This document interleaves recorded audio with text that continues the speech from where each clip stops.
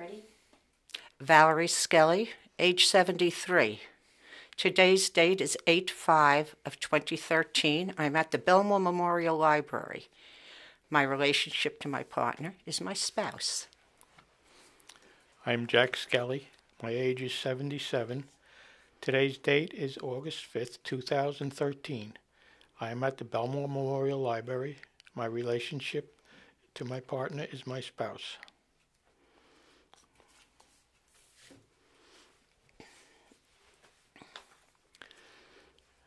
Okay.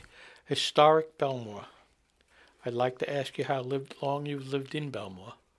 I've lived in Bellmore my whole life. I was born here on August 28th in 1939, and I was born at 245 Oak Street. That was the home my parents had bought. I lived in Bellmore my whole life. Okay, so you basically have never lived anywhere else. I've never lived anywhere else. Bellmore, a little bit of North Bellmore at one time, and then back to Bellmore. What was it like when you grew up here? When I grew up here, Bellmore was rural. I wouldn't call it suburban, I would call it rural, because there were some farms up north. There was a lot of fishing going on down south. The main part of Bellmore was the village section by Bedford Avenue. The houses were varied. There was a lot of Cape Cod homes. There were some very tiny homes up south by the water. There were some Victorian houses in certain sections. Most of the people were very. I think a lot of them. I know on my street, on Oak Street, a lot of them were German ethnicity. Most people had one car. A few people had phones. Very few had TVs. Especially, well, none had TVs when I was a child growing up. We played outside most of the times. The school was not close by. It was a walk to our school, a mile or so. Most of my friends were neighborhood kids because that's who you knew. Most families, I would like to add, most families did have gardens in their yard. How do you think it's changed over the years? Well, I have a long span to see the changes. The changes came when, I guess in the early 50s,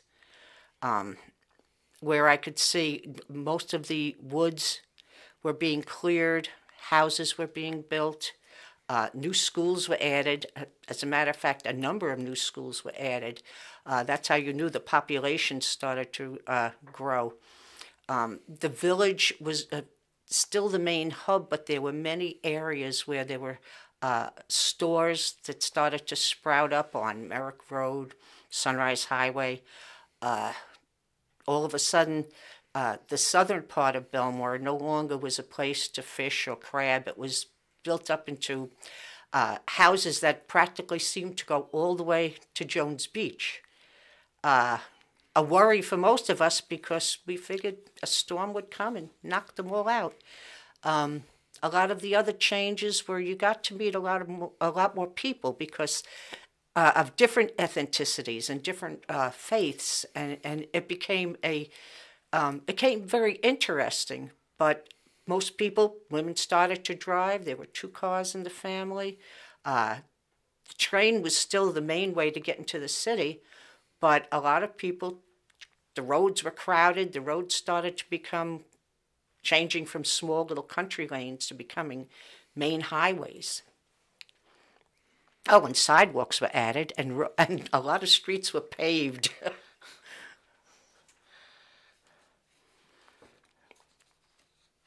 During your times that you were here, younger years, were there some strange or characters that you really remember? I'm going to leave that for you to answer in your interview, but I did have a person that I was very fond of that you could almost call a character, and that was our family doctor, Dr. Scow, he lived in an old Victorian house on Grand Avenue. And to me, he was a hero. An elderly gentleman with white hair and beautiful blue eyes. And I would walk to his house, go inside. It was rooms that were set apart with beaded curtains in one section. He would have where he would mix his medicines. The other room could be a waiting room, but with all the old Victorian furniture. He was our family doctor. He was the doctor when I was born. He was the doctor who assisted my mother. He was the doctor when my baby sister was born. He would make house calls whenever, he'd stop by just to see. My brother had a lot of ear problems. He would stop by on a weekly basis to check on us. I don't remember him. As my mother said, Doc Scow got paid in fish and garden supplies. And even when my brothers and sisters and I, sometimes we just stopped to see him for something, we never thought, I never wondered how he got paid. He was just a wonderful man. And he was also the school doctor. And I felt very lucky because he was my family doctor. So when he was examining the kids in school, he would call me down from whatever class I was in to be his assistant. So you see why I have a special place for him in my heart. Now, there was also a legend which involved Dr. Scow and his wife. I heard that story. I'm not quite sure if it's true, and I'd love to find out if it was. The myth was that his wife, I think it was that she ran away with the guy who robbed the Bellmore Bank. But I don't know if that was true or not. Now, I'm not saying. I can't say how anyone would leave him to a bank robber, but...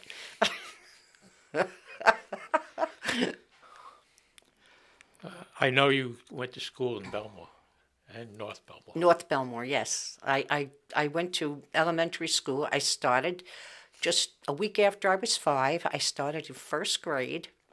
North Bellmore School, across from the North Bellmore Firehouse, and we walked there. It was a mile from our house. And I did make sure that it was a mile. I always wondered if it really was walking that mile, and I did check it with my car, and it is a mile from our house. But we walked with every other kid around. So, it started out with myself and my brothers and sisters, and as we got to North Bellmore, there were 50 kids marching along Newbridge Road going to the North Bellmore schoolhouse. My first teacher was Miss Luke, first grade, Miss Luke. And it was all day, and that was tough on a little 5-year-old. Oh, what's your earliest memories in Bellmore? My earliest memories are, I guess, my friendship with my girlfriend Jan, who lived across the street. Jan and I had been friends and still are since we were 4 years old. She... I don't remember her moving in. I don't remember if she was just always there, but she was always there for me. And she and I were constant companions. And I think the first memories, of course, are playing in the street, playing in the woods. Our street, our area was what was important to us. And then, of course, as I got a little older, the movie house became very important to me. You did most of your shopping in Bellmore. Our shopping was done in Bellmore Village, and my mother would walk down during the week and get whatever she needed. And on Saturday, she would give my sister and I, we'd take the wagon, she would give us a note for the butcher, for the meat for the week. And my sister and I would take the wagon, and we would leave the note with Mr. Bedseg from Bellmore Meat Market, and then go across the street to the library. It was upstairs at that time. It was just, I think, 2 rooms upstairs with rows of books, and go to the children's section, and we were allowed to take out 2 books each. So Gladys and I would each take 2 books, run back down the stairs, run to the across the street to the meat market, write our names in the sawdust with our toes, and which covered the floor of the meat shop. And then Mr. Bedsag would give us a piece of bologna to eat on the way home, and we'd put the order in the wagon and bring home the groceries from the meat for my mom. Well, you were a little older now, but when they raised the railroad. They raised the railroad, I think it was about 1976. I'm not sure of the date. It was a big celebration because not only was the railroad raised, but at that time it was the bicentennial of the country and the tricentennial of Bellmore. We were 300 when the country turned 200, and they had big parade in town, and they had buttons made up. And the Historical Society, which I was not a member of at that time, they dressed up in old-fashioned clothes, and they had floats, and a lot of the churches participated, and of course the fire departments. The biggest thing I found with the railroad is it seemed to take away the whole notion of a small town, because it sort of split it. You know, that Sunrise Highway could have been the split, but really wasn't. But something about that raising of the railroad. Though, of course, I have to admit that the raising of the railroad saved many lives, because with the railroad being on the ground, there were accidents constantly with cars trying to cross the tracks and not making it, kids trying to cross the tracks and not making it, people thinking one train was gone, going across, another train coming the other way. So it was a little hard for me, though, to see that railroad up top.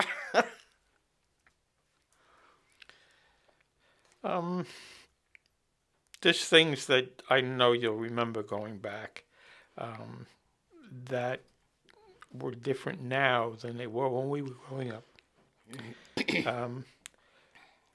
I know your father had a very large garden. Yes, my father worked, and took the train every day, would leave the house a little after 6, get on the train, always walk to the station, never took the car, would never dream of taking the car to the station, walk to the station, get on the train, go into the city. He worked for Con Edison. But when he got home, which was always about, 6 o'clock, after dinner, he was always in his garden until nightfall, during the spring and summer months. And the garden was large. We had a very long yard. And the front part of the backyard, and I always called it the front backyard, was where the wash lines were and where my mother's rock garden was and the big forsythia bushes. And then there was a gate. And then beyond the gate, which went all the way to the end of the backyard, which was quite a distance, was his garden. He grew almost every vegetable that you can probably imagine at that time. No broccoli, because we didn't know about broccoli, I think, at that time. But there was lettuce and tomatoes and cucumbers and peppers. And he used, and because my father was also a fisherman, used all the fish innards for fertilizer. He had built himself. Now, this was a city boy, and I don't know how he did it, because he built a hothouse. He used old window frames and used the glass and built a hothouse so that he could start all his vegetables early. And then on the other side of the hothouse, he built out of metal, and I don't know where he got the plans or how he knew what to do, but he built a smokehouse, a small smokehouse for smoking eels. And it had the racks in it, and when he went fishing and bought eels, I suppose other fish could have been done, but mostly what he did is he smoked the eels. He would hang them in the racks, and I know some people might have thought it was not a great smell, but to me, it had a pungent, sweet smell. I guess it was from the wood that he used, and that's so caught in my memory between the hothouse and then the smokehouse. And then, of course, in the back he had sickle pear trees. We had a cherry tree. We had a regular pear tree. Along one whole side of the yard was all berries. It was blackberries and raspberries. And on the other side was gooseberries and rhubarb and a lot of bushes. But the whole center part, which he had mapped out perfectly, was his garden. And at night, sometimes he would call me to go out with him, and he'd take the kerosene lamp or the flashlight, and we'd go through the garden very carefully not to step on his plants, and he would get the night-crawling worms. I'd hold the flashlight, he'd get the night crawlers for his fishing trips, put them in a little container, and then bring them in the house for the next day. So everything fed everything. The garden gave us the worms, which gave us the fish, which the fish innards fed the garden. So it was one big circle. And I do have to mention that there was a big woods across the street from us, a big area that was a little bit marshy toward the front, and that was where we would go sometimes on a Sunday or a Saturday morning in the fall, and he would go mushroom hunting. Now, how he knew what mushrooms, I don't understand this for a city boy. I never figured it out. I never asked him either. How he knew what mushrooms were edible, and he'd show me, but I'd never take a chance. But we'd pick the mushrooms, and then he'd always leave the stem, enough of the stem, so that they would come back, and we'd bring them home in a basket. And my mother would lay a sheet out on the back, on the yard, in the grass in the back, and she'd lay the mushrooms out to dry. And then she'd put them in bottles and put them in a storage cellar part in our house downstairs.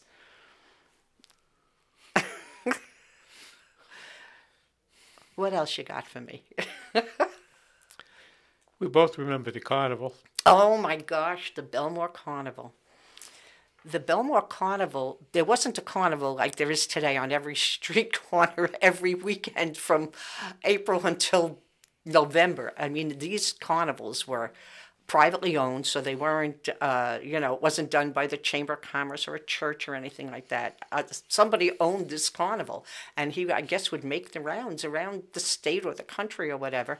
And once a year, he would get into Bellmore, and he would set up, because there was a large piece of, not that there was a lot of property, unhoused property in Bellmore, but on the corner of Sunrise Highway and Newbridge Road was an expanse of land that didn't have trees.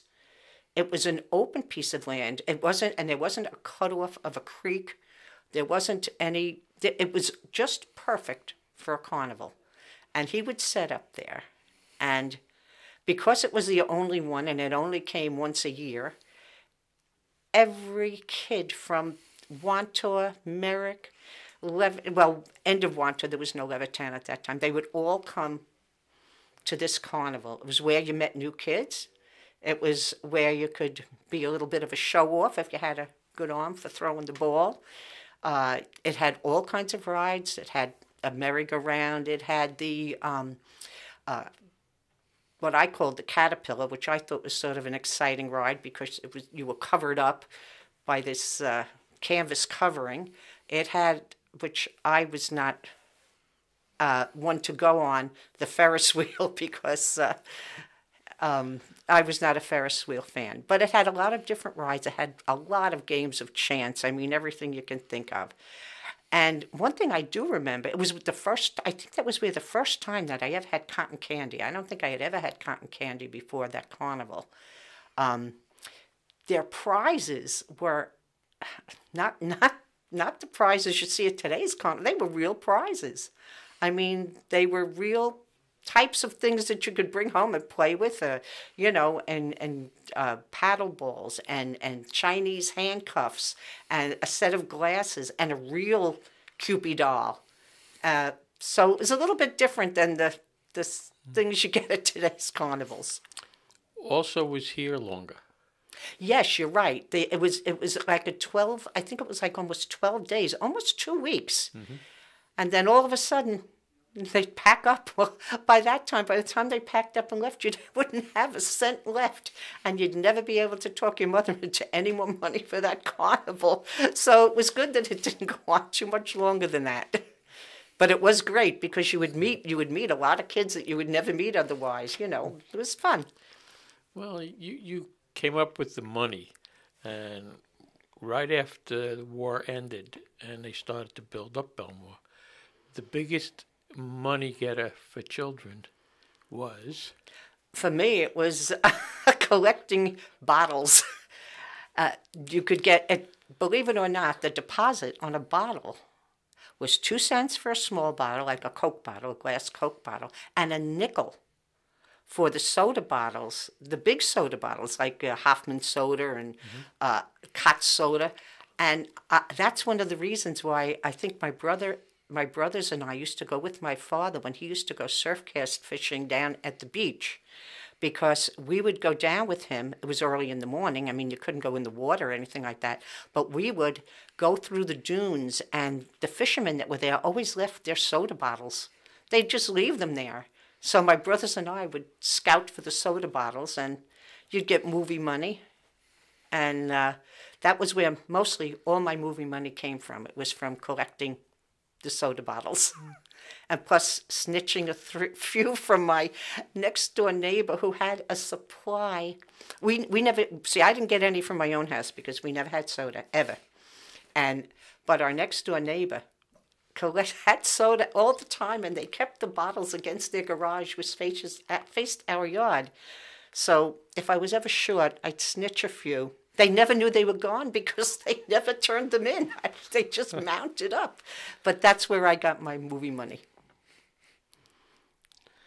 Well, talking about the movie, which we called? The Itch. You know, there was so many reasons that people thought it was called The Itch. The dog, the chairs were itchy, the wool covers on the... And one day, I finally asked, just recently, the people that own the theater now, and then she told me the real story of why it was called The Itch. I'm not going to divulge it here because I think it takes a little of the allure away from us calling it The Itch as kids. But the real reason is that they built these movie houses, and they weren't just movie houses at that time when they built them. They were for plays and music events and things like that, which the Bellmore Theater used to have. I mean, now they're back to having them again. But what would happen is people in town, they would say they have the itch to get to see a show. And that's what she said. I'm not quite sure of that story, but The Itch was it was such a part of Bellmore. It was walkable for me, certainly, and I went with my older sister until I was about 7. Then I went by myself.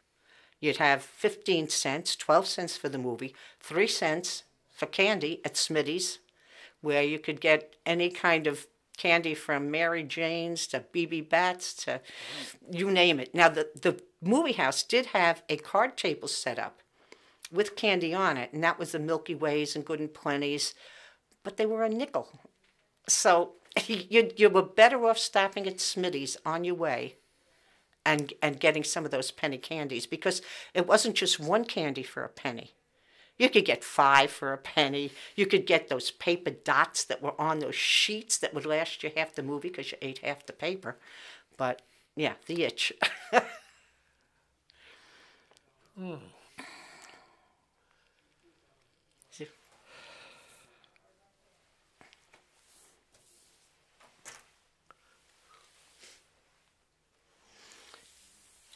One of the things I would like to mention before we wind up would be what we called the bridge.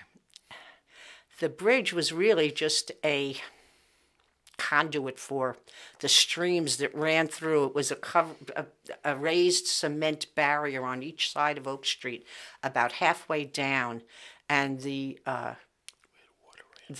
brook or the creek ran through it to follow to where it would end up finally at the canals in South Bellmore. And we were lucky because our part of the creek was in the middle of the woods. There was woods on each side of it. There was a small island where it, because it wasn't just a tiny creek. In some spots it was deep, maybe up past your knees.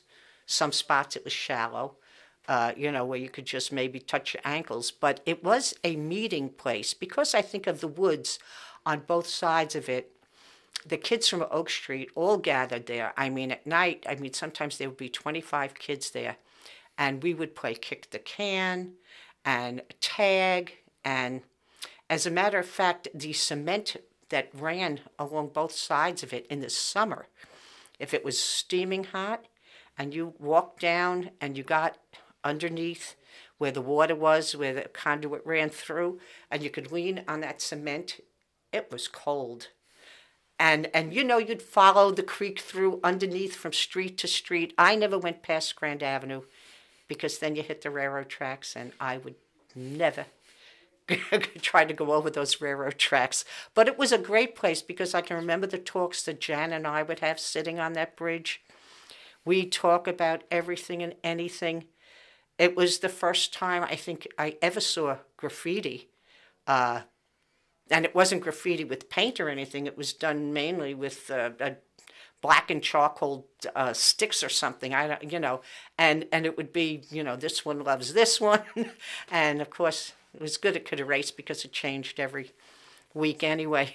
It was a creek that you could walk in barefooted because you did not have to worry about a broken bottle or glass, because when I was a kid, bottles were for a lot of things, not for breaking. My mother stored everything in them. My father stored all stuff in them, nails and all types of little things. Kids used them to keep your collection of stones. You'd keep bugs in them and fireflies, and then you'd let them out.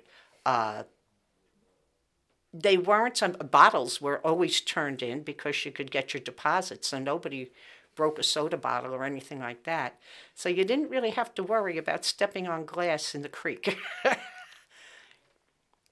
I don't know if there's anything else that... Well, I remember you telling me a story at the creek with your ring. Oh, my goodness. We didn't have any uncles or aunts, but we had a gentleman that used to come to visit us. He was someone my father's family knew, and he was a hunchback, and his name was Jerry. I never knew his last name. We called him Uncle Jerry. He would come from the city, and he'd walk to our house, because we weren't far from the station, and he'd stay for the day. And I don't remember if he ever brought Ray, Irene, or Joe anything, but he always brought a present for Gladys and I. And one year when he came, I guess I was about 9, and he brought me I never had jewelry. He brought me a gold ring with a heart on it. And I mean, I just had never seen anything like this. I was not a girly girl, so I wasn't one for rings anyway, even if I could have had one. But it was a little gold ring with a heart. And about 2 days after he left, Bobby and I were leaning over the bridge, and I was slipping it on and off of my finger, and it fell into the water, and the two of us ran down the side. And I don't know, there was something about the water in certain spots where it was very sandy. It was like pure sand, and it was almost like it fell in there and it went down, and we dug and dug, and we never found it. And do you know, every time I rode past that bridge, even as an adult, I would say, someday that ring is going to surface and I'll find it. And when they took, several years ago, they did away with the creek and the bridge. And it was one of the saddest days of my life, but I did stop when they were digging it up, and I said to the poor guy with the bulldozer, while you're digging that up, if you come across a little gold heart ring, would you call me? And he was, yeah, sure I will, lady.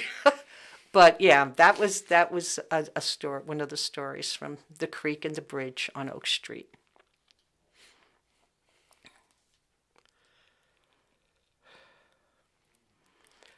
Your friend Bobby lived next door to Janice. Yes, he did. Right. He moved in there with his grandparents lived in that house, and I don't know how long they lived there. I never really noticed the Hughes family. They were two old people, and then when Bobby came, Bobby moved in with his mom and his younger brother, and I knew they had left their home in Hempstead and moved into the Hughes' house, into the grandparents' house.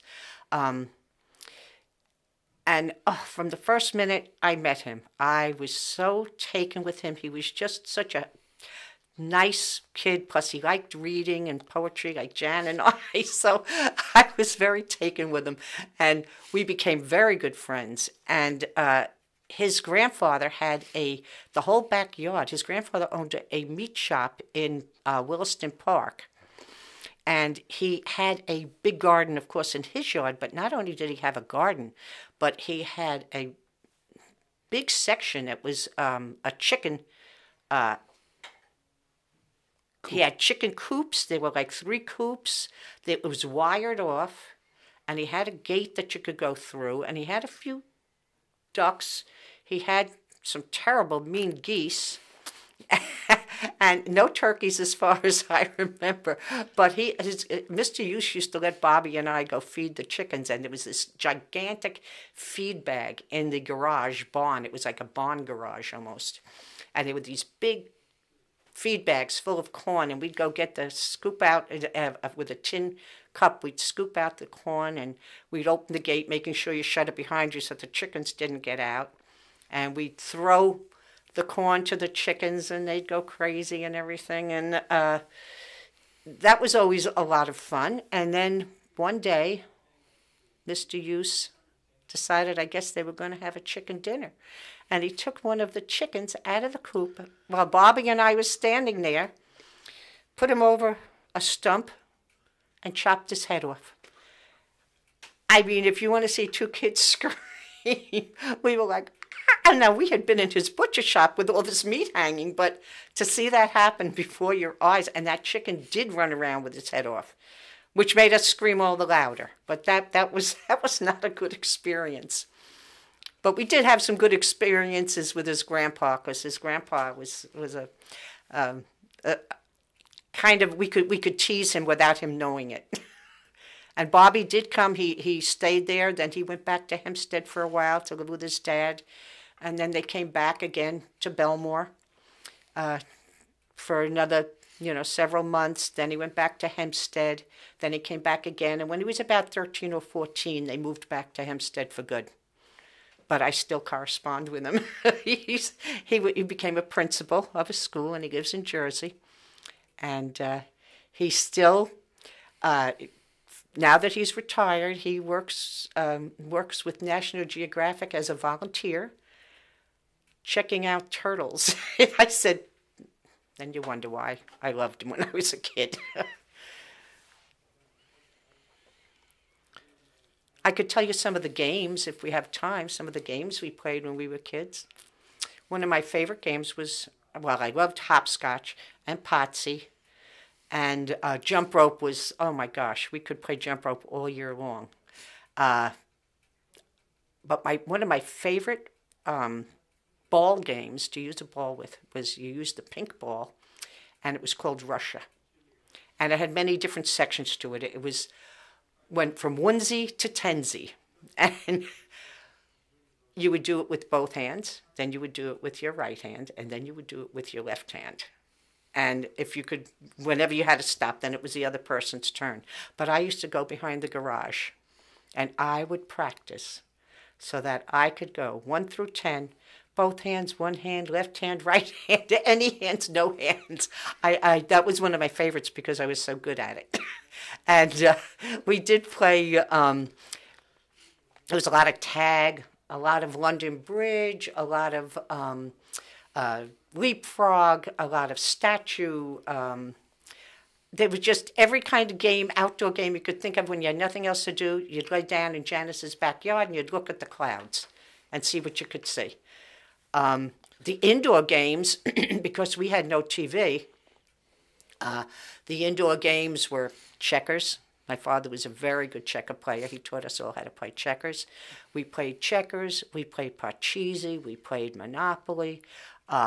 We had lots of puzzles to do. There were always, my father would come home with these quiz books in his pocket that he would pick up, I don't know where in the city. And at night we would have 20 questions. This was after, dinner, after, if you didn't want to listen to a radio show, you'd 20 questions. It didn't matter if you were 5 or you were 15. Everybody got the same question, so you should be able to answer them no matter what age you were. But it was very good for us. We always had a lot of books in the house to read. There were always plenty of things to do with your brothers and sisters. In the winter, you played outside until your hands froze off. I mean, you weren't in the house that much. And of course, there was skating at Mill Pond for me, because that was the closest lake to me. There was skating and sledding and building snowmen and snowball fights and King of the Mountain. A little cold walking to school, but you did it because everybody else did it. So you didn't really think that it was odd or strange.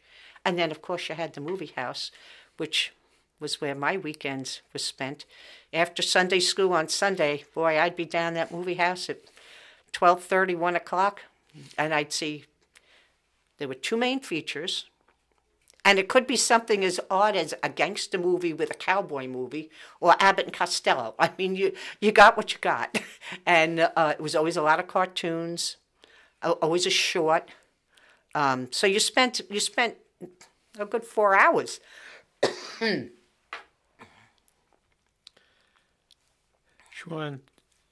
Where did your parents move from? My parents lived first in Jersey. Then they lived in Astoria. And I don't even know how they found the house in Bellmore, but my father found it. And he came out, and I guess he didn't realize his family would grow like it did, because it was only a 4-room house. But it did have the big yard, which I think he was interested in. It did have close proximity to the railroad because he worked in the city. So that was, I think, the criteria, finding something that was close so that he could walk to the station. And a big yard. I guess he always wanted a garden. I mean, I don't know whether his father couldn't have been a gardener, because they lived in the city. His grandparents, he came from New York City. My mother came from New Jersey, so they really weren't a rural type of family. But I guess that's what he was looking for. And of course, the fishing on Long Island was very good. So our neighbor next door, when he moved into the house, was somebody that we called Cappy Harris. And Cappy owned a boat, and that was how he made his living. And my father loved fishing so much that he would go out with Cappy. Cappy would let him be his first mate. My father would take care of all the first mate duties when he went out with Cappy, and then he was able to go for nothing but keep his own fish. Plus, he would always make sure that everybody who fished got fish. So we ate fish and vegetables. I guess the fish maybe 5 or 6 times a week. Maybe not 6, but at least 5 times a week. There was rarely a time when I would come home that there weren't fish in the sink, ready to be cleaned and ready to be either smoked or fried or whatever. I remember that from when we got married. Yes. That's right. Up until 8 or 10 years we were married, you wouldn't eat fish. I wouldn't. But so I don't know what made them come to Bellmore unless they saw an ad in a paper. And I know at that time there were many ads promoting, towns in Long Island, along the railroad especially, for the convenience of those that worked in the city. And it was convenient. It was. And also it was still in the throes of the Depression. Houses were cheap. A lot of houses, and the farther away from the city you got, the more reasonable. I think my parents paid like a little over $2,000 for the house. Yeah.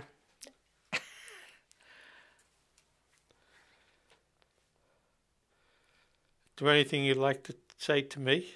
Or To you? yeah, is Sure. there anything else you'd like to say to each other? Oh, well, I would say this. I think because we both grew up in Bellmore, that a lot of our memories are similar. Excuse me. A lot of our memories are similar, but also because you are 4 years older than me, and you're male, and you grew up in North Bellmore, and you went to Catholic school. I think those things will make your story different than mine because we did see things in a different way. And I think that should be an interesting contrast, even though we grew up during that same time in the early, the late 40s, early 50s, that your ideas, and I know we have some similar ideas because we both went to the movies, we both knew The Itch, we both went to Metten High School, but there are things I think that you would see entirely different. Plus, you had a car at a young age. I didn't learn to drive until after my kids were in high school because I never needed to. Everything was always close by. Your family situation was different. You had two sisters. See, I had two brothers and two sisters, which made the dynamics of my family different. You were also closer in age. Yes, we were all close in age. Yeah, we were one after another. Except that Ray, my older brother, when you think of it, he was, what is he? He's 8 years older than me. But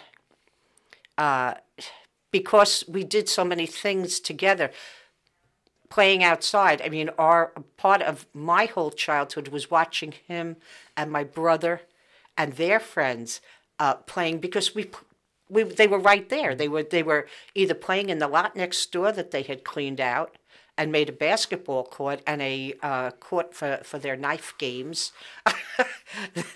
Well, that I saw my brothers all the time, so it didn't seem like they were. Bellmore in general, when we were growing up, was a blue-collar town, and the average family did not have extra money, so the kids were more or less the children growing up. You were left to your own devices. And we weren't so pounced upon either. In other words, I didn't have to. What I said to my mother is, I'm going to Jan's. Bobby and I'm going over to Bobby. We just went out, and then as long as you were back for dinner, that sort of was okay, and you could spend the whole day just away from, I know with you it was different. You did so many, we'll save that for another time, but you did so many great things in your spare time.